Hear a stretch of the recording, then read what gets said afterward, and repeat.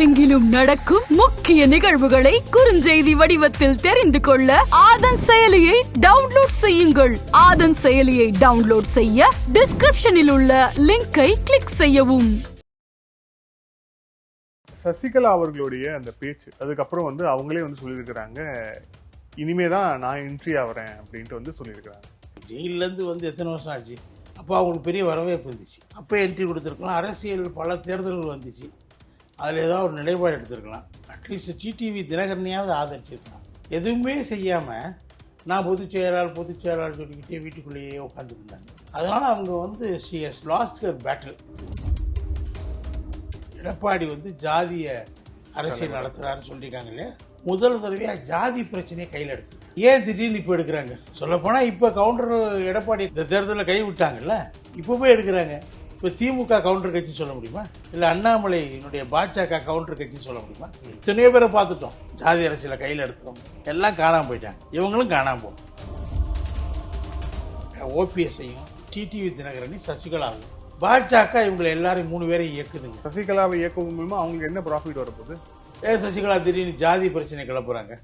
அவங்களுக்கு கவுண்டர்கள் ரீதியாக எடப்பாடி இருக்கிற பிரச்சனை கிடையாது. அவங்க இதை கிளப்புவதன் மூலமாக அதற்கு எதிர்வினையாக முக்குளத்தூரை தன் பக்கம் இருக்கிறாங்க. அதான் நோக்கம் அதுக்குள்ள. இது பாஜக அவங்கள பயன்படுத்த ஆரம்பிச்சிருக்காங்க. பாஜக சசிகலாவை பின்னாடி இருந்து இயக்குதுன்னு நீங்க சொல்றீங்க. இன்னொரு தரப்பினர் சொல்லும் போது திமுக இயக்குது அப்படிங்கிறாங்க. திமுக அதில் ஒரு சின்ன ரோல் பிளே பண்ணும், நான் இல்லைன்னு சொல்லலை.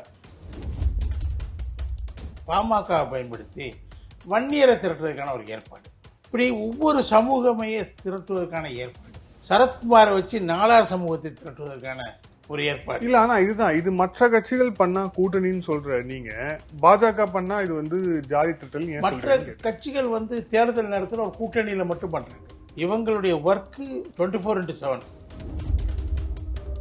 35 தொகுதி கிட்ட நாங்க ஜெயிச்சிருப்போம், பாஜகவும் நாங்களும் கூட்டணி இருந்தான்னு எஸ்பி வேலுமணி சொன்னாரு.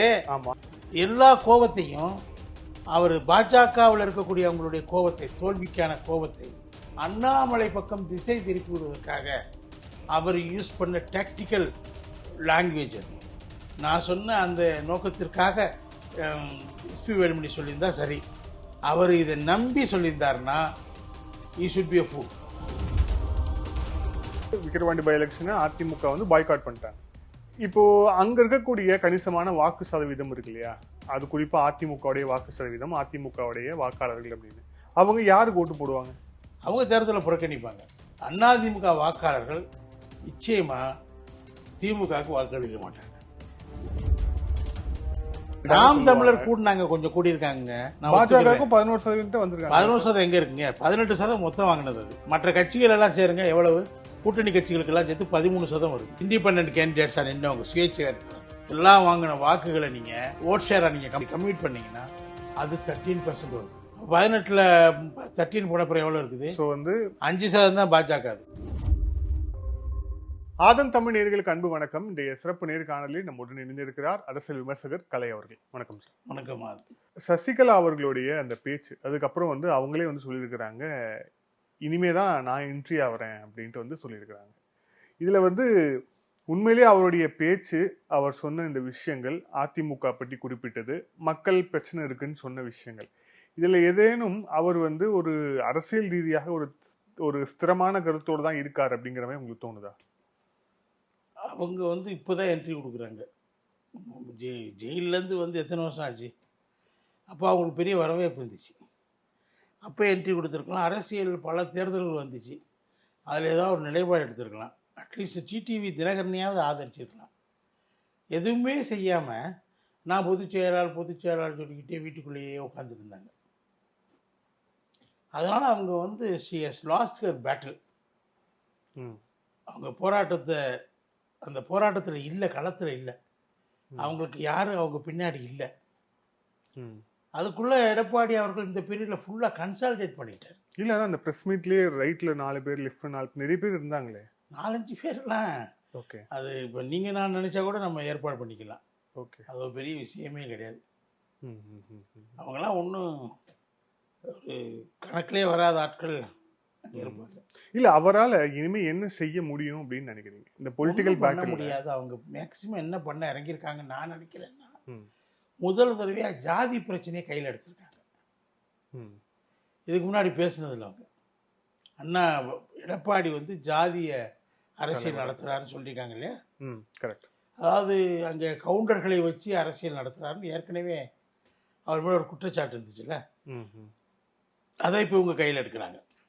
அந்த ஏன் திடீர்னு இப்போ எடுக்கிறாங்க?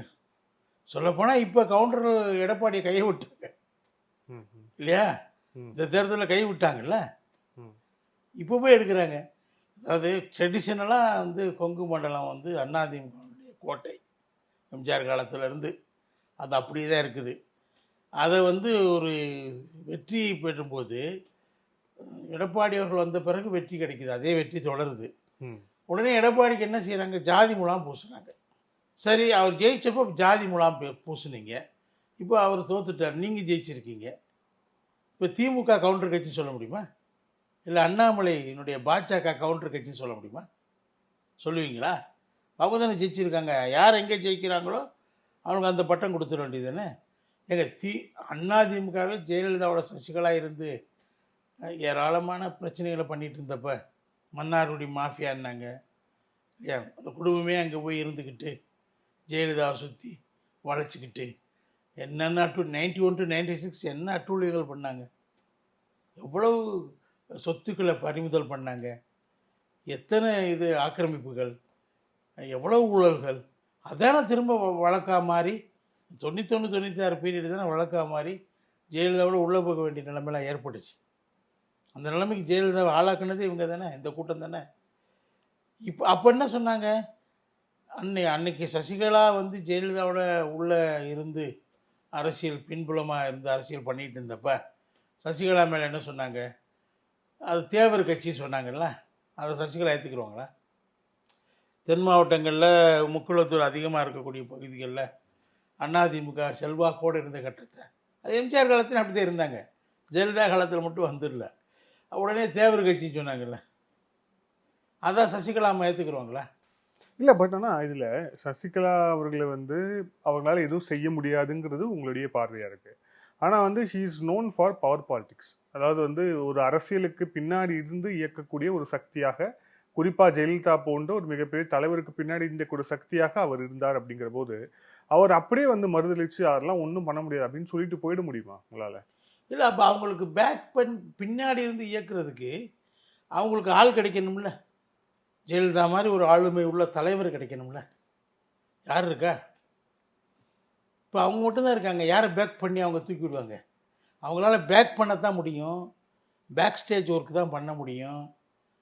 என்ன ஃப்ரண்டலாக வந்து அவங்க ஒர்க் பண்ண முடியாதுங்கிறது தெரிஞ்ச விஷயம். அவங்களுக்கு அந்தளவுக்கு மக்கள் சக்தியோ அந்த மக்களை வசீகரிக்கக்கூடிய தன்மையோ அவங்களுக்கு இல்லை.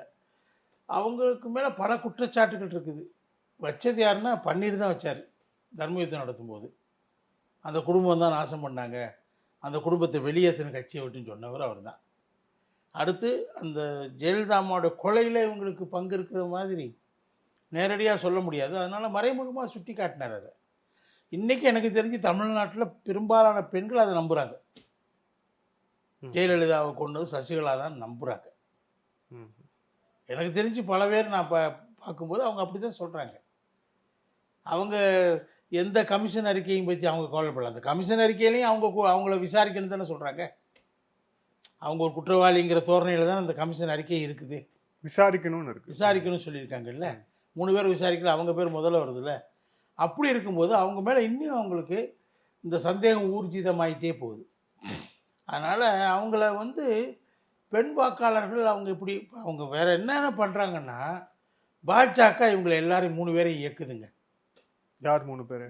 பாஜக ஓபிஎஸ்ஸையும் டிடிவி தினகரனையும் சசிகலாவையும் பல்வேறு வழக்குகள் அவங்கள சிக்க வச்சு பயமுறுத்தி அவங்க சொத்துக்களை எல்லாம் இது கன்ஃபிஸ்டிகேட் பண்ணி அதில் மூலமாக அவங்கள வந்து எந்த ஒரு ஃப்ரீயாக செயல்பட முடியாமல் அவங்கள கட்டி போட்டு அதெல்லாம் பண்ண பிறகு அவங்க வழக்குகள் இருக்கிறதுனால பயந்து கொஞ்சம் அடங்கி போகிற நிலைமை வந்தாச்சு. அதை பாஜக முழுமையாக பயன்படுத்துகிறான். பாஜக டாக்டிக்ஸ் அதுதானே, இல்ல பாஜக ஏஜென்சிகள் மூலமாக பயன்படுத்துறதுங்கிறது ஒன்று இப்பயும் பண்ணுறாங்கல்ல. இதுல பன்னீர்செல்வம் தினகரன் ஓப்பனாகவே அவங்க பாஜக கூட்டணியில தான் இருக்கிறாங்க. சசிகலா அவர்களை பாஜக இயக்கிறதுக்கான பாஜக எப்பவுமே அவங்களுக்கு என்ன ஒரு ப்ராஃபிட்னு பார்ப்பாங்களே, இல்லை சசிகலாவை இயக்குவது மூலமா அவங்களுக்கு என்ன ப்ராஃபிட் வரப்போகுது? என்ன ப்ராஃபிட்னா, அவங்க தமிழ் சமூகத்தை ஒரு ஒட்டுமொத்தமான ஒன்றிணைந்த சமூகமாக அவங்க பார்க்கல. அப்படி பார்த்தா அது அவங்களுக்கு லாபம் இல்லை. அது திராவிட கட்சிகள் அப்படி தான் பார்ப்பாங்க. அவங்க ஜாதி ரீதியாக இந்த சமூகத்தை பிரிக்கிறாங்க. எந்தெந்த ஜாதிக்குள்ளே புக முடியும் பார்க்குறாங்க. அதுக்கு அவங்களுக்கு யார் உதவி செய்கிறாங்க? இந்த 3 பேர் உதவி செய்கிறாங்க. முக்குளத்தூர் வாக்கு வங்கி என்ன திரட்டி தருவதற்கு இவங்க 3 பேர் உதவி. அதில் என்ன வருதுன்னா, கடைசியாக பாஜக என்ன புரிஞ்சுக்கிறதுனா, டிடிவி தினகரனையும் ஓபிஎஸ்ஸையும் முக்குளத்தூர் முழுமையாக நம்பலை, சசிகலா அம்மா இறங்கினாதான் முக்குளத்தூர் முழுமையாக திரளுவாங்க. இதுல என்னன்னா ஒரு கருத்து சொன்னீங்க, அதுல ஒரு சின்ன சந்தேகம். இதுல பாஜக அவங்களை எல்லாருமே ஜாதிய ரீதியா தமிழ் சமூகத்தை பாக்குது அப்படின்னா, இதுக்கு முன்பாக இப்ப இருந்து கொண்டிருக்கிற திராவிட கட்சிகள் ஒழுங்கா தான் பார்த்துருக்குன்னு அர்த்தமா? நமக்கு ஒரு எலெக்ஷன்லயும் அவங்க ஜாதி பார்த்து தான் கேண்டிடேட் போடுறாங்க. ஒரு மாவட்ட செயலாளரும் ஜாதி பார்த்து தான் போடுறாங்க.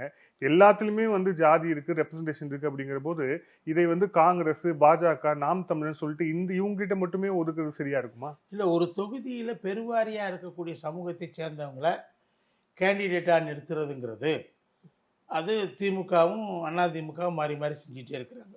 இது பொது தொகுதிக்கு நீங்க ஆசைப்படக்கூடாதுன்னு சொல்றதும் அதே செய்யறாங்க. தலித்துகளை பொது தொகுதிக்கு அதான் வரக்கூடாதுன்னு கட்டுப்படுத்துறாங்க, நிறுத்துறது இல்லை. அதில் கொஞ்சம் மாற்றங்கள் கொண்டு வந்தது ஜெயலலிதா காலத்தில்.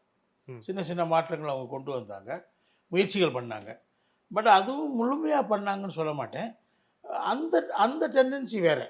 அதாவது ஒரு எலெக்ஷனோட முடிஞ்சு போகிற விஷயம். ஆனால் ஒரு பகுதியில் இருக்கிற ஒரு காஸ்ட் பீப்புளை தங்கள் கட்சிக்கு ஆர்கனைஸ் பண்ணுறது இருக்கு பாருங்க. அதாவது இப்போ முக்குளத்தூர் இவங்க 3 பேரை வச்சு, குறிப்பாக இப்போ சசிகலா திடீர்னு ஜாதி பிரச்சனை கிளப்புறாங்க. அவங்களுக்கு கவுண்டர்கள் ஜாதி ரீதியாக எடப்பாடி இருக்கிற பிரச்சனை கிடையாது. அவங்க இதை கிளப்புவதன் மூலமாக அதற்கு எதிர்வினையாக முக்குளத்தூரை தன் பக்கம் இருக்கிறாங்க. அதான் நோக்கம் அதுக்குள்ள. இது பாஜக அவங்கள பயன்படுத்த ஆரம்பிச்சிருக்காங்க.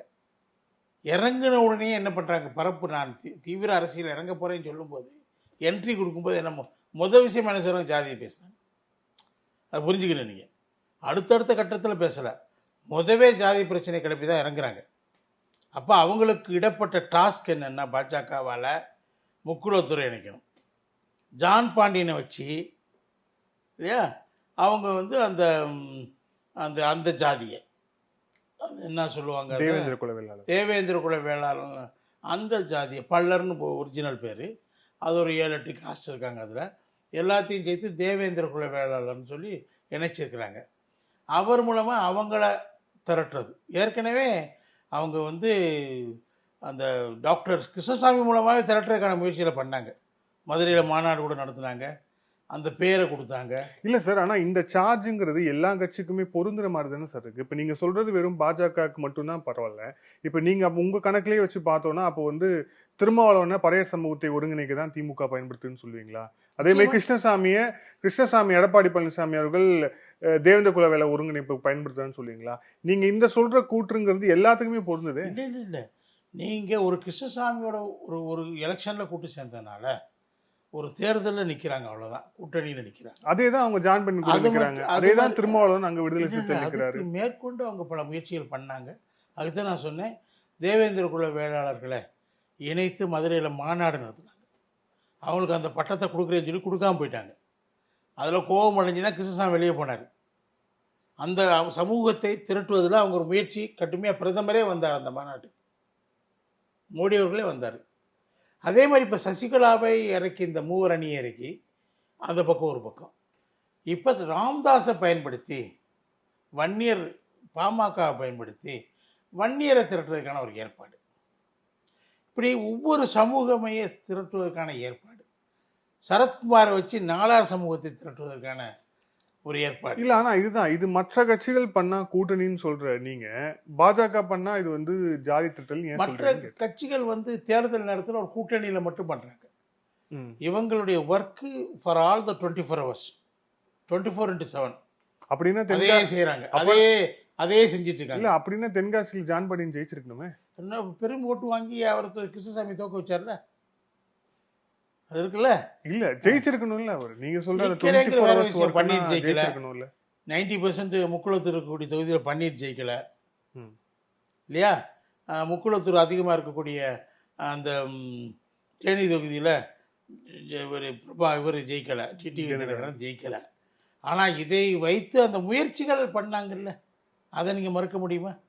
முயற்சிகளில் தோல்விகள் வெற்றிகள், கொஞ்சோண்டு வெற்றி, அப்புறம் கொஞ்சம் வெற்றி அடைஞ்சதாக அவங்க நினைக்கிறாங்க. இப்போ அண்ணாமலையை வைத்து அங்கே கவுண்டர்களை திரும்ப தங்கள் பக்கம் ஈர்ப்பதற்கான முயற்சிகளை, அதில் சிபி ராதாகிருஷ்ணன் எல்லாரும், அதில் வானதி சீனிவாசன் எல்லாரும் இறங்குறாங்க. வானதி சீனிவாசன் பாருங்க, இப்போ தலைவர் பொறுப்பு கொடுக்குற அளவு கூட யோசனை பண்ணுறாங்க. இல்லை இப்போ இன்னொரு விஷயம் பாருங்களேன், இதில் இந்த சசிகலா அவர்களுடைய பாயிண்ட் ஆஃப் வியூலே நீங்கள் சொல்கிற பாயிண்ட் ஆஃப் வியூ வந்து பாஜக சசிகலாவை பின்னாடி இருந்து இயக்குதுன்னு நீங்கள் சொல்கிறீங்க. இன்னொரு தரப்பினர் சொல்லும்போது திமுக இயக்குது அப்படிங்கிறாங்க. இதில் வந்து அதிமுக எவ்வளோக்கு எவ்வளோ வந்து ஒரு இன்டர்னல் பார்ட்டியாக அது வந்து டிஸ்டர்ப் ஆகுதோ அவ்வளோக்கு எவ்வளோ அது திமுகவுக்கு லாபம். ஸோ திமுக அவரை இயக்கக்கூடும்னு சொல்கிறாங்க. திமுக அதில் ஒரு சின்ன ரோல் ப்ளே பண்ணும், நான் இல்லைன்னு சொல்லலை. திமுகவும் பாஜகவும் சேர்த்து நான் ரொம்ப நாளாக சொல்லிட்டு இருக்கிறேன். தமிழ்நாட்டில் போட்டி என்பது பாஜகவுக்கும் திமுகவுக்கும் தான் ஏன் சொல்லிகிட்டே இருந்தாங்க. ஏன் வந்து இவங்க திடீர்னு திராவிடர் மாடல் கையில் எடுத்தார்? தர்க்க ரீதியாகவும் தத்துவார்த்த ரீதியாகவும் இந்துத்துவாக்கு எதிராக ஒரு தத்துவத்தை மோத விடணுங்கிறது தானே எடுத்தார். அப்போ 2 தத்துவங்களுக்கு இடையே போர் அப்படின்னு சொன்னார் ஸ்டாலின்.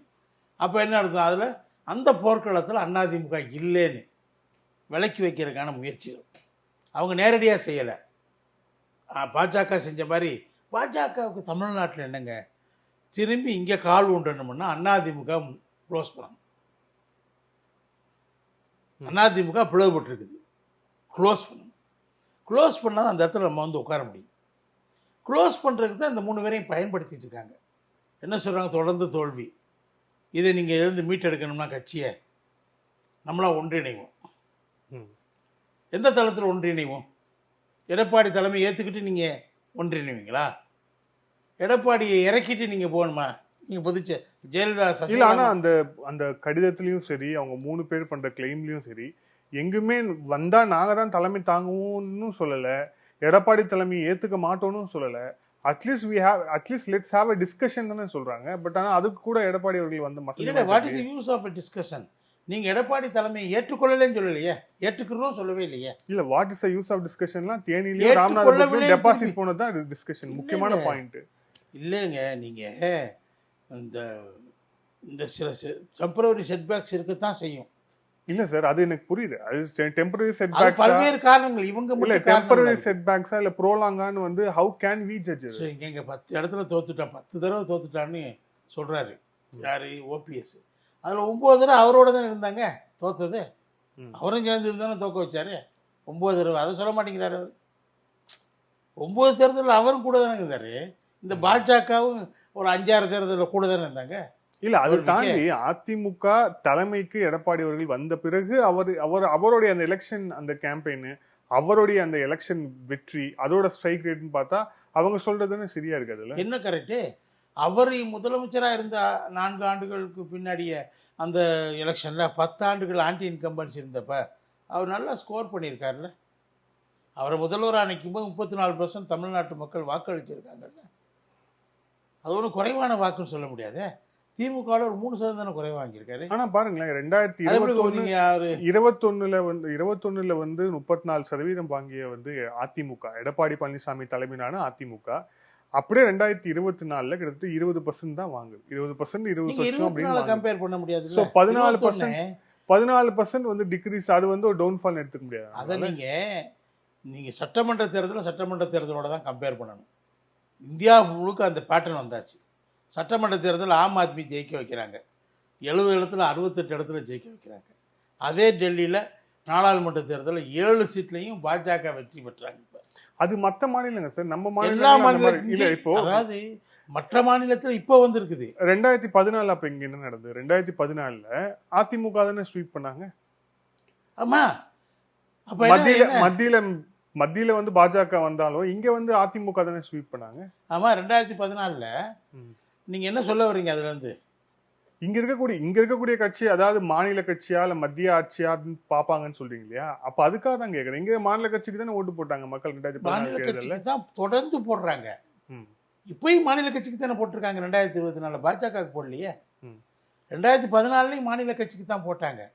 அந்த மாநில கட்சி இப்போ உதாரணமா காங்கிரஸோட கூட்டணி இருந்தப்பெல்லாம் மாநில கட்சிகள் தான் ஜெயிச்சிருக்குது நாடாளுமன்ற தேர்தலில்.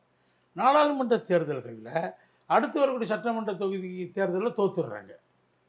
நாடாளுமன்ற தேர்தலில் ஜெயிச்சவங்க அடுத்த வரக்கூடிய சட்டமன்ற தேர்தலில் தோக்குறாங்க இல்லையா? 2004 ஜெயிச்ச திமுக இது அதிமுக 2006 தோத்தாங்கல்ல. அதாவது சட்டமன்றத்துக்கு ஒரு முறையாக ஒரு மாதிரியாகவும் நாடாளுமன்றத்துக்கு வேறு மாதிரியாகவும் வாக்களிக்கக்கூடிய தன்மை இங்கே இருக்குது.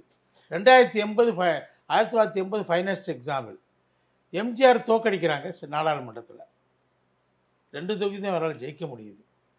4 மாதத்தில் வந்த சட்டமன்ற தேர்தலில் அவர் தம்பிங் மெஜாரிட்டியில் வந்து ஆட்சி பிடிக்கிறார். ஸோ இந்த பேட்டர்ன் எப்பயுமே எவால்வ் ஆகிட்டே இருக்குது.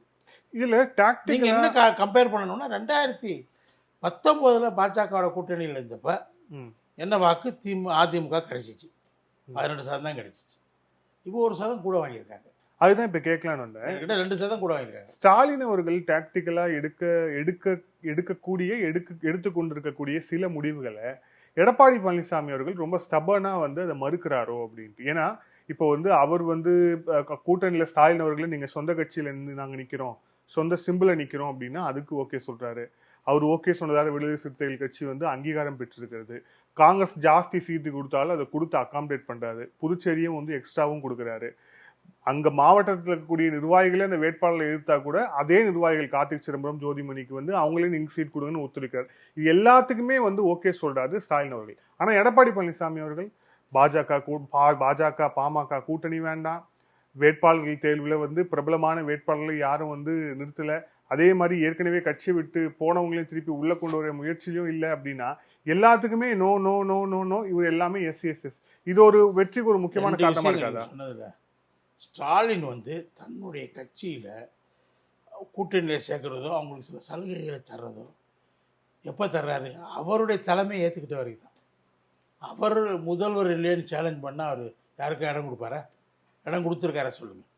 அவர் தலைமையை ஏற்றுக்கிட்டு வர்றவங்களுக்கு தான் கொடுக்குறாரு. ஜெயலலிதா அம்மாவும் பல பேரை தன்னை அசிங்கமா திட்டினவங்களை எல்லாம் கட்சியில திரும்ப சேர்த்துக்கிட்டாங்க. அதை இப்ப சொல்லிட்டு ஆனா அப்படி சொல்றாங்கல்ல, அப்ப எப்படி சேர்த்துக்கிட்டாங்க? எம்ஜிஆர் சேர்த்துக்கிட்டாரு. 2 பேருமே தங்களை பொதுச் செயலாளர் என்று ஏற்றுக்கொண்டவங்களை மட்டும்தான் சேர்த்தாங்க. இல்ல அதுதான் பொதுச் செயலாளர் இல்லைன்னா ஜெயலலிதா சேர்த்தாங்களா? இல்ல பொதுச் செயலாளர் அப்புறம் வந்து கூட்டணியின் தலைமை 2 தனித்தனியா பார்ப்போம். ஒண்ணு வந்து கூட்டணி தலைமை அப்படின்னா பாமகவும் சரி பாஜகவும் சரி அதிமுக தலைமையிலான கூட்டணியை நாங்கள் ஏற்றுக்கொள்ள மாட்டோம்னு சொல்லவே இல்லை. அவங்க வந்து கூட்டணிக்கு உள்ள வந்திருந்தாங்கன்னா அதிமுக தான் தலைமையா இருந்திருக்கும். அப்படி இல்லைங்க. 2021 அப்படிதானே சார் இருந்தது. நீங்க சொல்றது சரி கிடையாது. 2021 சொல்றேன். 2021 வச்சு 2019 வச்சு முடிவு பண்ணாதீங்க. அவங்க என்ன செய்யறாங்க 2019லயும் சரி இப்போ என்ன கேட்குறாங்கன்னா மோடி அவர்களை பிரதமராக முன்னிறுத்தணும், அகில இந்திய அளவில் பாஜக ஆட்சிக்கு வரணும், அதுக்கு நீங்க எங்களோட நாடாளுமன்ற தேர்தலில் இணைந்து பணியாற்றணும். ஆனால் 2026 சட்டமன்ற தேர்தலில் நாங்கள் தான் எங்கள் தலைமையில் ஆட்சி அமைப்போம் சொன்னாரா இல்லையா அண்ணாமலை? சொன்னாரா இல்லையாங்க சார்? அதாவது நாங்க பாஜக ஆட்சி அமைப்போம். இல்ல மேடை பேச்சுல தன்னோட கட்சிக்காரங்களை வந்து குஷிப்படுத்துறதுக்காக சொல்ற விஷயம். இப்ப செல்வ பெருந்தகை சொல்றாரு. செல்வ பெருந்தகை சொல்லும் போது நான் கொடுக்குற இடத்துலயே இருக்கோம், வாங்குற இடத்துக்கு எப்போ அந்த மாதிரியான ஸ்டேட்மெண்ட்ஸ் அதுக்கெல்லாம் எடுத்து சீரியஸா ரியாக்ட் கூட்டணி 2 ஒண்ணு தானே சார்? அதுவும் அது வந்து ஒரு மத்திய கட்சி ஒரு மாநில தலைவர் ஏதோ ஒரு மேடையில சொல்றதுக்கு இல்லாம சீரியஸா எடுத்து அவரு செல்வ பெருந்தகை உடனே ரீட்ரேஸ் பண்ணிட்டார். நான் சொன்னது தப்பா புரிஞ்சுக்கிட்டீங்கன்னு உடனே பின்வாங்கிட்டார்ல. அண்ணாமலை பின்வாங்கவே இல்லை. இந்த கட்டத்திலேயே அவர் அதை தான் சொல்லிட்டு இருக்காரு. நாங்க 26 சட்டமன்ற தேர்தலில் நாங்கள் தான் ஆட்சி அமைப்போம் சொல்றாரு. அப்படின்னா இவங்க பிரதமராக மத்தியில் ஆட்சி அமைக்கிறதுக்கு அதிமுக இவங்களுக்கு உதவணும், பிறகு இங்கே ஆட்சி அமைக்கிறதுக்கு அவங்க உதவ மாட்டாங்கன்னு சொன்னா அந்த ஒப்பந்தத்தை ஏற்றுக்கொள்வதற்கு அதிமுக என்ன முட்டாள்களா தலைவர்கள்? சார் நான் கேட்கிறேன், முட்டாள்களா? இல்ல, you know better than me. அதாவது அந்த பாலிடிக்ஸ்ல வந்து one day is a very long time அப்படின்னுவாங்க. அந்த மாதிரி 2026 சட்டமன்ற தேர்தலுக்கு இவர் ஒரு விஷயத்த சொல்றாரு, அதனால முடிவு மாறுதுன்னா அது எப்படி சார் சரியா? கண்டிப்பா மாறும்ல. நீங்க உங்களுக்கு நாடாளுமன்ற தேர்தலுக்கு நாங்க ஆதரவு தரணும்னு கேட்குறீங்க, மத்திய தலைமை பாஜக மத்திய தலைமை கேட்கறது. இங்க இருக்க மாநில தலைமை அவங்க எப்படி தூண்டி விடுறாங்கன்னா, குரங்கு எப்பயுமே தன்னுடைய குட்டியை வச்சு தான் ஆலம்பாக்கும் சொல்லுவாங்க. இங்க மாநில தலைமை வச்சு என்ன சொல்றாங்க, 2024 எங்க ஆட்சிங்கிறாங்க. அதை ரிப்பீட்டடாக சொல்லும்போது எப்படிங்க ஏற்றுக்குருவாங்க? அது மட்டும் இல்லைங்க, இவங்க தலைவர்களை பற்றி ரொம்ப கேவலமாக பேசுகிறாங்க. அப்போ இவங்க என்ன ஏற்றுக்கிட்டான்னு என்ன ஆகுது தெரியுமா? பன்னீரை இப்போ அடிமைன்னு சொல்கிறாங்க. கருணாநிதி அவர்களை பற்றி வைகோ பேசாததா, மக்கள் கூட்டணியில் இருக்கும்போது வந்து கம்யூனிஸ்டுகள் திமுகவை பேசாததா, இதெல்லாம் விடையா வந்து இவங்க பயங்கரமா பேசிட்டாங்க. நீங்க சொல்றது ஒரு 4 தெரியுமா? நீங்க சொல்றது ஒரு 4-5 ஸ்டேட்மெண்ட், அண்ணாமலை அவர்கள் சொன்ன ஒரு 4-5 ஸ்டேட்மெண்ட் தான் வந்து சொல்றீங்க. ஆனா நீங்க அந்த சினாரி யோசிச்சு பாருங்க. வைகோ அவர்கள் கருணாநிதி அவர்களை பேச மட்டும் யோசிச்சு பாருங்க. வைகோ அவர்கள் கருணாநிதி அவர்கள் மீது வைத்த விமர்சனம் என்பது அவர் கூட்டணிக்கு வெளியே இருந்தப்ப, கட்சியை விட்டு வெளியே போனப்ப அவர் பேசினது. ஆனா அண்ணாமலை பேசுறது என்னன்னா, கூட்டணிக்குள்ள இருந்துகிட்டே பேசுறாரு. ரெண்டுக்கும் வித்தியாசம் இருக்கு.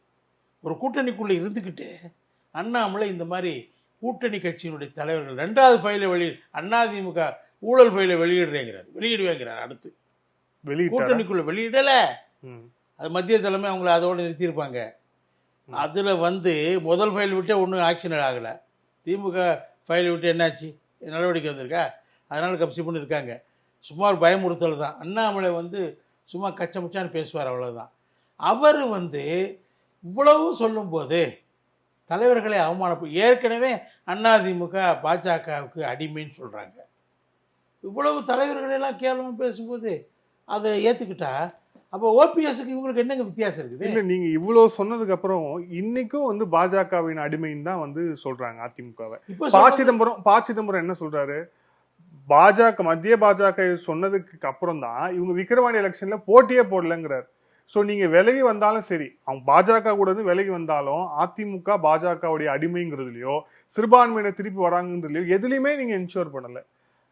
இதுல அப்போ இந்த முடிவு வந்து தவறான முடிவுன்னு தெரியல. வாக்கு போடாம எப்படிங்க அவங்க வாக்கு சதம் 1% கூடிச்சு? பாஜகவோட இருக்கும்போது சார் திண்டுக்கல் அப்ப எப்படி சார், திண்டுக்கல்ல எப்படி சார் அவ்வளவு பெரிய தோல்வி வந்துச்சு? ஒரு பர்టిక్యులர் தொகுதி வச்சு நீங்க இல்ல ஏன் வாக்குகள் வாங்கி இருக்காங்க. ஒருவேளை சிறுபான்மையினர் இந்த கூட்டணி வந்து ஒர்க் ஆயிருக்கு, சிறுபான்மை திருப்பி பெரும்பாலும் வந்திருக்காங்கன்னா திண்டுக்கல்ல அது ஒர்க் 3 மாசத்துல எப்படிங்க நம்பி பெரும்பாலும் வருவாங்க? ஒரு சிறு பகுதியில் அசைவு ஏற்பட்டு, நீங்க அந்த நம்பிக்கையில தான் சார் உடைச்சாங்க. ஒரு சிறு பகுதியில அசைவு ஏற்பட்டிருக்கு. இதுல வந்து என்ன சொல்றாங்க, திரும்பவும் இவங்க கள்ளக்காதல் வச்சிருக்கிறாங்க சொல்றாங்க, கள்ள கூட்டணியில் இருக்கிறாங்கன்னு சொல்றாங்க. அந்த பிரச்சாரத்துக்கும் பெரும்பாலான சிறுபான்மையினர் அடிமையாவாங்க. அதையும் நம்புவாங்க. இந்த சிறுபான்மையினர் மத்தியில் இருக்கக்கூடிய இந்த சிறு அசைவுக்காக இவ்வளவு பெரிய ஒரு தோல்வியை நம்ம வந்து அதிமுக சுமக்கணுமா? குறிப்பா வந்து சேர்ந்திருந்தா யார் சொல்ல? எஸ்பி வேலுமணி சொன்னாரு. எஸ்பி வேலுமணி என்ன சொல்றாரு, 35 தொகுதி கிட்ட நாங்க வந்து ஜெயிச்சிருப்போம், பாஜகவும் நாங்களும் கூட்டணி இருந்தான்னு எஸ்பி வேலுமணி சொன்னாரு. ஆமா, அதே பேட்டியில வேற என்ன சொன்னாரு அதெல்லாம் பார்க்கணும்ல. அது சொன்னதுக்கு காரணம் அவரு எல்லா கோபத்தையும், அவர் பாஜகவில் இருக்கக்கூடிய அவங்களுடைய கோபத்தை, தோல்விக்கான கோபத்தை அண்ணாமலை பக்கம் திசை திருப்பி விடுவதற்காக அவர் யூஸ் பண்ண டாக்டிக்கல் லாங்குவேஜ் அது. ஆனால் அதே பேட்டியில் என்ன சொல்றாரு, இந்த அண்ணாமலை கொடுத்த 100 வாக்குறுதிகளை நிறைவேற்றாவிட்டால் 5 ஆண்டுகள் அவரை துரத்தி அடிப்போம் கோயம்புத்தூர்ங்கிறார். 5 ஆண்டுகள் கூட்டணி என்பது கிடையாதுன்னு சொல்றாரு. எடப்பாடி அவர்கள் தலைமையில் தான் இது ஆட்சிங்கிறாரு. அதிமுக பாஜக ஒருபோது கூட்டணி அதே பேட்டியில சொன்னாரு. சரி, இப்ப என்ன செய்யறது தெரியுமா? இல்ல அதெல்லாம் விட்டுடுறீங்க. இல்ல மட்டும் பிடிச்சிக்கிறோம். இல்ல நீங்க சொல்றது எல்லாமே இது எல்லாமே ஸ்டேட்மெண்ட்ஸ். ஆனா அதுல இருக்கக்கூடிய ஹெட்லைன் வந்து இதுதான், பாஜகவுடன் கூட்டணி இருந்தால் பாஜகவுடன் கூட்டணி தான் 35 தொகுதி மேல் ஜெயிச்சிருப்போம் அப்படின்னு. அது தமிழிசையும் கிட்டத்தட்ட சொல்றாங்க. அதுதான் பை அரித்மெட்டிக் வந்து பார்த்தாலே கிட்டத்தட்ட 17 இந்த கூட்டணி ஒழுங்கா இருந்தா 17 தொகுதிகள் மேல் கிட்ட ஜெயிச்சிருப்பாங்க அப்படின்னா பை என்ன சொல்றேன். அதை வந்து நான் சொன்ன அந்த நோக்கத்திற்காக எஸ்பி வேலுமணி சொல்லியிருந்தா சரி. அவர் இதை நம்பி சொல்லியிருந்தாருன்னா he should be a fool. நம்பி சொல்லியிருந்தாருன்னா அது அதிமுக அவ்வளவு பெரிய ஒரு தலைவர், கிரவுண்ட் ஒர்க்கர், நம்பாம தலைவரா இருந்தாலும் நம்பாமையா சொல்லுவார் சார் அவரு. அவர் சொன்னது வந்து நான் சொல்றது டெக்ட். அவர் நோக்கம் வேற.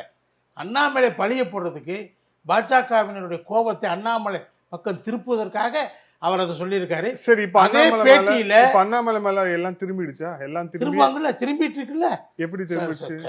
இவங்களே வந்து என்னங்க தமிழிசையே அது மாதிரி பேசிட்டாங்கல்ல சார். இந்நேரம் அப்படி உண்மையிலே திரும்பி இருந்ததுன்னா இந்நேரம் அண்ணாமலை மேல நடவடிக்கை எடுத்திருக்கணும் சார். இந்நேரம் மாநில தலைவர் பதவி எடுத்திருக்கணும் சார். அண்ணாமலை செய்யற அத்தனை காரியங்களும் மத்திய தலைமையினுடைய ஆதரவோடு செய்யப்படுகிறது. சரி, அண்ணா the central leadership of BJP stands firm with Annamalai.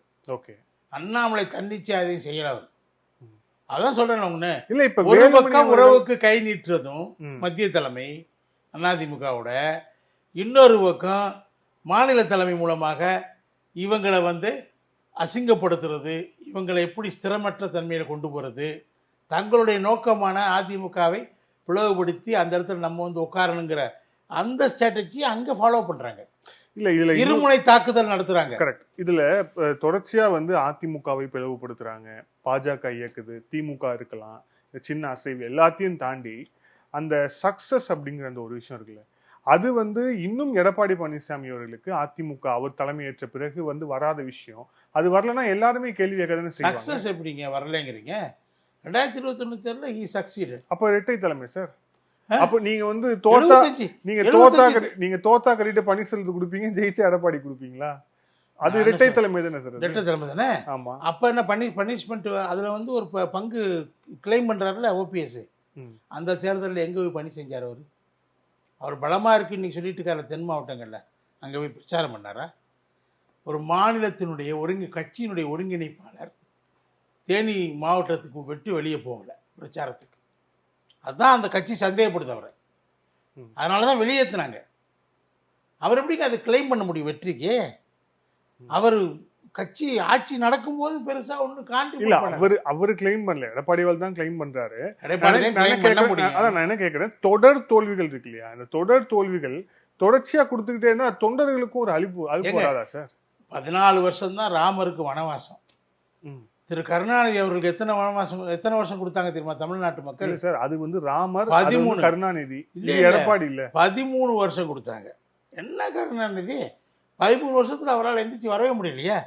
ஒவ்வொரு தொகுதி தேர்தலையும் தோல்விக்கு பின்னாடி விகிதாச்சாரத்தை பற்றி தானே பேசிட்டு இருந்தார் அவரும். இப்போ எடப்பாடி பேசினா அதை கிண்டல் பண்றீங்க. அவர் அதுதானே பேசிட்டு இருந்தாரு. இடைத்தேர்தலில் நான் போட்டி போடலை விக்கிரவாண்டியிலன்னு சொன்னா கிண்டல் பண்றீங்க. பகிஷ் புறக்கணிக்கணும்னா 2 தடவை புறக்கணிச்சார் கலைஞர். அதை கிண்டல் பண்ணலையே நீங்க. ஜெயலலிதாமா 5 தொகுதிகளுக்கு புறக்கணிச்சாங்க. அதை நீங்க சொல்லலையே. இல்ல, பாமக என்ன முடிவு எடுத்தாங்க? பாமகவும் என்னைக்குமே இடைத்தேர்தலில் போட்டி போடுறது இல்லைன்னு சொல்லி முடிவு எடுத்து 10-15 வருஷமா அவங்க இடைத்தேர்தலில் போட்டி போடலை. இன்னைக்கே திடீர்னு மாத்திக்கிட்டாங்க. ஏன்னா அவங்க வந்து பாஜக சொல்படி கேட்க வேண்டிய கட்டாயத்துக்கு உட்பட்டிருக்காங்க. அதுதான் இங்கே நிற்கிறாங்க. ஏன் நிற்க வைக்குது பாஜக? அவங்கள கம்பல் பண்ணி அதிமுகவுக்கு வன்னியர் ஓட்டு போயிடக்கூடாது, அதிமுக தப்பி தவறி விட்டு ஜெயிச்சிடக்கூடாது, ஜெயிச்சா நமக்கு இடமெல்லாம் போயிடும், அதுக்காக அவங்க நிறுத்துறாங்க. அதான் பண்றாங்க சார். இங்க ஃபர்ஸ்ட் பாஜகவுக்கு எங்க சார் இடம் இருக்கு? அவங்க இடம் இல்லைங்க. பாமக தான் வந்து அங்க வந்து ஒரு டாமினன்ட் ஃபோர்ஸா இருக்காங்க, அதனால நிக்கிறாங்க. இதுல பாஜக பெரிய என்ன இருக்கு? பாமக எடுத்த ஸ்டாண்ட் என்னாச்சுங்கிற 15-20 வருஷமா நீங்க இடைத்தேர்தல் நிக்காம இருக்கிறீங்க. பெண்ணாகரத்துல தோல்விக்கு பின்னாடி நாங்க இடைத்தேர்தலில் புறக்கணிக்கிறோம், நாங்க எப்பயுமே நிக்க மாட்டோம்னு சொன்னீங்க. இப்போ ஏன் நிக்கிறீங்க? யார் உங்களை கம்பல் பண்ணா? யாருடைய கம்பல்சன்ல நீங்க நிக்கிறீங்க? பாஜகவுடைய கம்பல்சன்ல நீங்க நின்னீங்க. பாஜக ஏன் உங்களை கம்பல் பண்ணுது? 1 இயர் டாமினேட்டட் தொகுதியில ஒருவேளை தப்பி தவறி அதிமுக வெற்றி பெற்றுச்சுன்னா என்ன அப்ப அது பெரிய அசிங்கம். அதனால 1 இயர் ஓட்டில் பிரிக்கிறதுக்காக ஜாதி ரீதியாக அந்த கட்சியை அந்த ஜாதியை ஒன்று திரட்டுவதற்காக பாஜக இந்த எத்தனங்கள்ல இறங்குறாங்க. கம்பல் பண்ணியாங்க. அவர் வீட்டுக்கு போய் உட்காந்துக்கிட்டு அண்ணாமலை ஒரு நாள் முழுக்க பேசி சம்மதிக்க வைக்கிறாரு. இதுல ஒரு முக்கியமான பொலிட்டிக்கல் பாயிண்ட் என்னன்னா, இப்ப இந்த பை எலெக்ஷனை வந்து விக்கிரவாண்டி பை எலெக்ஷனை அதிமுக வந்து பாய்காட் பண்ணிட்டாங்க. இப்போ அங்க இருக்கக்கூடிய கணிசமான வாக்கு சதவீதம் இருக்கு இல்லையா, அது குறிப்பா அதிமுகவுடைய வாக்கு சதவீதம், அதிமுகவுடைய வாக்காளர்கள் அப்படின்னு, அவங்க யாருக்கு ஓட்டு போடுவாங்க? அவங்க புறக்கணிப்பாங்க, அவங்க தேர்தலை புறக்கணிப்பாங்க. அதிமுக வாக்காளர்கள் நிச்சயமா திமுகவுக்கு வாக்களிக்க மாட்டாங்க. இப்ப இருக்க சினாரியோல ஆர்கே நகர்ல அவங்க பாஜகவுக்கும் வாக்களிக்க மாட்டாங்க. ஆர்கே நகர்ல பல பூத்துகள்ல திமுக பூத்துல இருக்க ஓட்டும் வந்து தினகரனுக்கு போயிருந்தது, அதிமுக ஓட்டும் வந்து தினகரனுக்கு போயிருந்தது. அந்த மாதிரி நடக்க போகுது. அதிமுக ஓட்டு தினகரனுக்கு போறதுல பிரச்சனை இல்லை. அதிமுக ஒரு கேண்டிடேட்டா நிறுத்தினாங்க முதல்ல. அந்த எலெக்ஷனை வந்து தேர்தல் ஆணையம் நிறுத்தி, ஆனா அதிகாரப்பூர்வ அதிமுக வேட்பாளர் மதுசூதனன் தான். அது வேற. முதல் இதுல அவங்க இன்ட்ரோடியூஸ் பண்ணிட்டாங்க அவரை. அது அவருக்கு ஒரு பெரிய பிரச்சாரம் ஆகிப்போச்சு. அவர் வந்து அதிமுக காரர் கொஞ்சம் பேர் ஓட்டு போட்டாங்க, ஒத்துக்கிறேன். திமுக போட்டது என்பது டாக்டிக்கல் மூவ். திட்டமிட்டு தினகரனை ஜெயிக்க வச்சு, நம்ம டெபாசிட் போனாலும் பரவாயில்ல, அவங்க கட்சியினுடைய நிர்வாகிகளை பூராத்தையும் தினகரனுக்கு வேலை செய்ய சொன்னாங்க. அதில் போனவங்க திரும்பி கொஞ்சம் பேர் வரவே இல்லைங்க. அப்போதான் தெரிஞ்சு இது ஒரு ஃபாலி ஆஃப் திஸ் ஸ்கீம். நீங்க சொல்றீங்க அதிமுகவுடைய வாக்காளர்கள் புறக்கணிப்பாங்கன்னு. ஒருவேளை அது புறக்கணிக்காம ஒண்ணு நம்ம திமுகவுக்கு எப்பவுமே அதிமுகவுடைய அந்த கொள்கை, அந்த மைண்ட் செட் எல்லாமே ஆன்டி டிஎம்கே, திமுக எதிர்ப்புங்கிற மனநிலையில அவங்க வந்து பாமகக்கு வந்து ஓட்டு போட்டாலோ, இல்ல இந்த ஆட்சி நல்லிணக்கம் இந்த விஷயத்துல திமுக ஓட்டு போட்டாலோ அது அதிமுகக்கு இழப்பு தானே. அதுல பெர்முடேஷன் காம்பினேஷன் போட முடியாதுங்க. அதுல அதிமுக ஓட்டு போடுற வன்னியர்கள் ஒருவேளை பாமக போடலாம். ஆனா அதிமுக தொண்டர்கள் வந்து நிச்சயமா பாஜக கூட்டணிக்கு போட மாட்டாங்க, திமுக கூட்டணிக்கு போட மாட்டாங்க. நிச்சயம் போட வேணும். ஓட்டிங் பெர்சன்டேஜ் பாருங்க நிச்சயம். ஆனா இப்ப நீங்களே சொல்றீங்க பாருங்க, அதிமுக கூடிய வன்னியர்கள் பாமக ஓட்டு போடுவாங்க அப்படின்ட்டு. அது சான்ஸ் இருக்கு. அப்போ அது வந்து கணிசமான உங்களுடைய வாக்கு அங்க உடையுது இல்லையா? அது பரவாயில்ல, எதுவா இருந்தாலும் அதிமுக இல்லாதப்ப என்ன நடந்தா அதை பத்தி அதிமுக ஏன் கவலைப்படணும்? ஒருவேளை பாமக டெபாசிட் இழந்தா அதுவும் நடக்கலாம்ல. பாமக டெபாசிட் இழக்கணுங்கிற நோக்கம், உதாரணமாக ஆர்கே நகரில் திமுக போட்ட பிளானை இப்போ வந்து அதிமுக போட்டுச்சுன்னா சார், அப்பயாவது களத்துல திமுக இருந்துச்சு சார். இப்போ அந்த ஆர்கே நகர்லயாவது களத்துல மருது கணேசன் ஒரு வேட்பாளரை வந்து திமுக களத்துல இறக்கி இருந்துச்சு.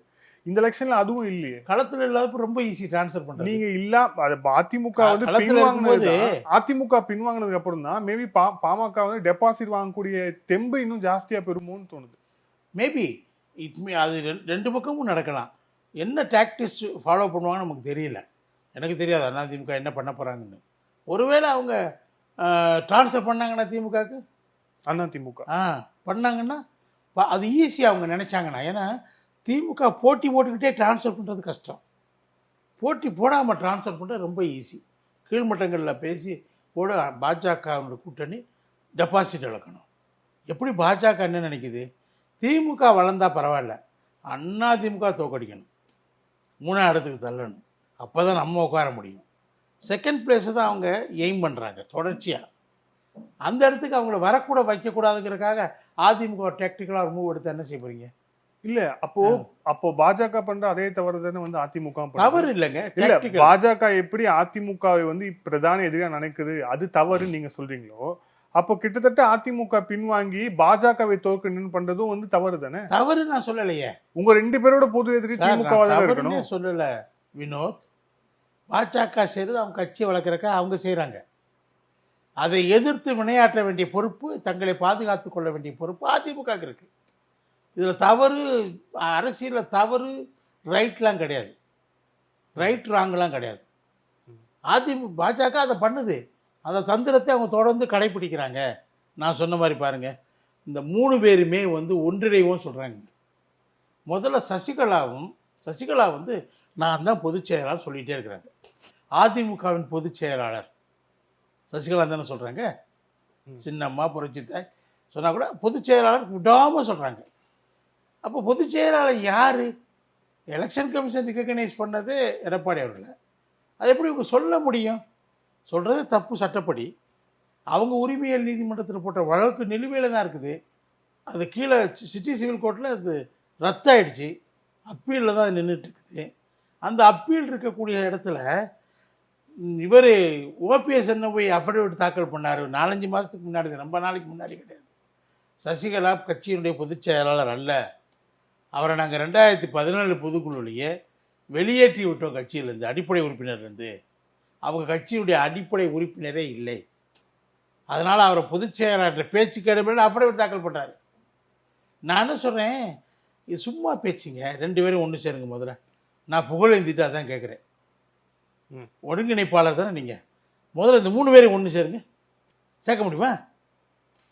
பொதுச் செயலாளர் அவங்க இல்லையே, கட்சியில் உறுப்பினரே இல்லை. நீங்க யாரை சொல்றீங்க? ஓபிஎஸ், தினகரன், சசிகலா சேருங்க, முதல்ல அவங்க ஒன்று சேருங்க. தினகரன் என்ன சொல்கிறாரு, எடப்பாடி தலைமையில் இருக்கிற வரைக்கும் நான் அங்கே சேர மாட்டேங்கிறாரு. இப்போ எடப்பாடி தலைமையை காலி பண்ணிட்டு இவங்களை சேர்த்துக்கிறவாரா? அதான் இவங்க கட்சியை பிளவுபடுத்தி ஒன்றிணைவோங்கிற கோஷத்தை வைத்துக்கொண்டு கட்சியை மேலும் பிளவுபடுத்தி சீர்குலைக்கும் முயற்சி, அதன் மூலமாக பாஜகவை இந்த மண்ணில் தடம் பதிப்பதற்கான ஏற்பாடுகளை செய்யக்கூடிய அடிமை சாசனத்தில் கையெழுத்து போட்டு இயங்கக்கூடியவங்க இந்த 3 பேர். இவங்க எந்த எக்ஸ்டெண்டுக்கும் போவாங்க. அதுதான் சசிகலா அம்மா இப்போ தெரிஞ்சு போச்சு, ஜாதிய அரசியலை கையில் எடுக்கிறாங்க, தெரிஞ்சு போச்சு இப்போ. அதனால் இவங்க இதெல்லாம் ஜாதிய அரசியலை எவன் கையில் எடுத்தாலும் தமிழ்நாட்டில் அவன் சோட போயிடுவான். அவன் மேலே வர்றதே இல்லை. எத்தனையோ பேரை நம்ம பார்த்துட்டோம், ஜாதி அரசியலை கையில் எடுத்தவங்க எல்லாம் காணாமல் போயிட்டாங்க, இவங்களும் காணாமல் போவாங்க. அது பெரியார் மண்ணு. நீங்கள் வடநாட்டில் மாதிரி ஜாதியை முன்னிறுத்தி நீங்கள் இங்கே ஒன்றும் செஞ்சிட முடியாது, இங்கே எல்லாம் கலந்து தான் இருக்கிறாங்க. அதனால் அந்த ஏற்பாடு எதுவுமே உங்களுக்கு நடக்காது. அதிமுக 2 பெர்செப்ஷனை உடைச்சிட்டாங்க. நான் சொல்கிறேன், இந்த தேர்தலில் முக்கியமான டேக்கவே அதுதான். இந்த தேர்தல் முடிவுகளில் முக்கியமான டேக்கவே 2 தான். ஒன்று அதிமுக உடைஞ்சி போச்சு சொன்னாங்க, திமுகவும் பாஜகவும் திருப்பி பிரச்சாரம் பண்ணாங்க.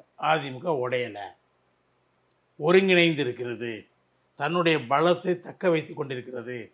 அதனுடைய மேலிருந்து கீழே வரைக்கும் இருக்கக்கூடிய அமைப்புகள் எல்லாவற்றிலும் இருக்கக்கூடிய 99% பேரில் ஒருத்தர் கூட இந்த தோல்வியை எடுத்துக்கிட்டு வெளியேறலை. இது வரைக்கும் வெளியேறிருக்காங்களா?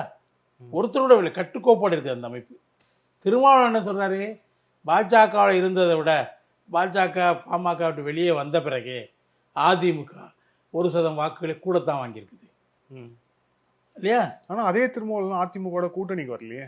வர வேணாம், அட்லீஸ்ட் இதையாவது சொல்கிறாருல, அவருடைய மனசாட்சி உறுத்தல் இந்த ஒரு உண்மையாவது ஒத்துக்கிறாருல அவர்.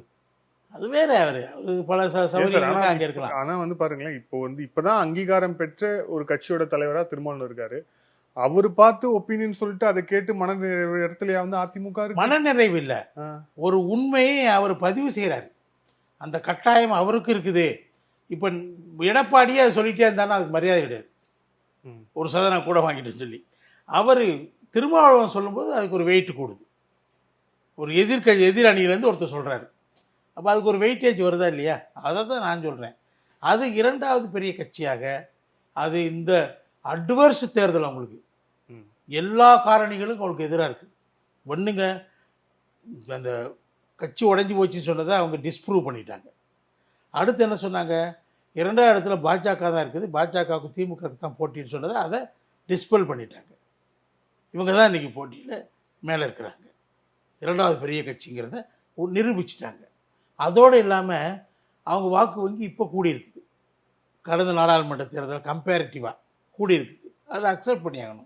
ஆனால் எல்லா கட்சிக்குமே இந்த மாதிரி பாசிட்டிவ் டேக்அவேஸ் ஒரு 4-5 இருக்கதானே செய்யுது. இல்லையே, நாம் தமிழ்கிட்ட கேட்டாலும் சொல்லுவாங்க ஒரு 4 பாயிண்ட், பாஜக கிட்ட கேட்டாலும் ஒரு 4 பாயிண்ட். இல்லை, பாஜக எங்க கூடிச்சிங்க, திமுக கிட்ட கேட்டாலும் நாம் தமிழர் கூடினாங்க, கொஞ்சம் கூடியிருக்காங்க. ஓகே, பாஜகவுக்கும் 11% வந்திருக்காங்க. 11% எங்க இருக்குங்க? 18% மொத்தம் வாங்கினது அது. ஆமா, மற்ற கட்சிகள் எல்லாம் சேருங்க எவ்வளவு, நான் கணக்கு போட்டேன், நீங்க போட்டீங்களோ இல்லைன்னு தெரியாது. கூட்டணி கட்சிகளுக்கெல்லாம் சேர்த்து 13% வருது.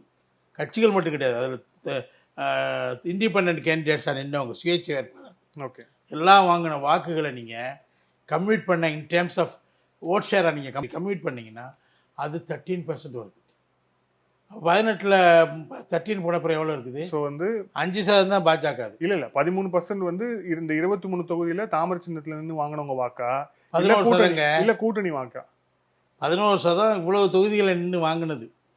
அதில் பெரும்பாலும் கூட்டணி வாக்குகள் தான் இருக்குது.